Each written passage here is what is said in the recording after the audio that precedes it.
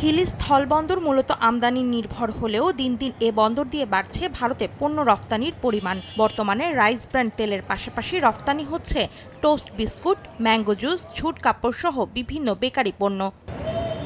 ব্যবসায়ীরা বলছেন, ভারতীয় অংশে উদ্ভিদ সঙ্গনিরোধ অফিস না থাকায় রফতানি হচ্ছে না কোনো কৃষিপণ্য। তবে সম্প্রতি দুই দেশের ব্যবসায়ীদের মধ্যে অনুষ্ঠিত দ্বিপাক্ষিক বৈঠকে এসব কার্যালয় চালু করার অনুরোধ জানানো হয়েছে।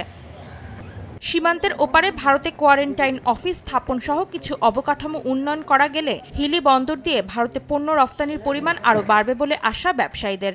আমাদের বাংলাদেশের ভারতের সহকারী হাই কমিশনার মহোদয় আসছিলেন এবং উনি আশ্বস্ত করেছেন যে অচিরেই ইন্ডিয়াতে আপনার কোয়ারেন্টাইন এবং ফাইটো সেন্টারি অফিস স্থাপন হলে পারে হিলি স্থলবন্দর দিয়ে আরও বেশি পরিমাণে রপ্তানি হবে বলে আমরা আশঙ্কা করি। কাস্টমসের তথ্য, গেল জুলাই মাসে হিলি স্থলবন্দর দিয়ে ৭৬ ট্রাকে ৫২,২৮৯ মেট্রিক টন পণ্য ভারতে রফতানি হয়েছে। এ থেকে আয় হয়েছে ৭,৮৫,০০,০০০ টাকা।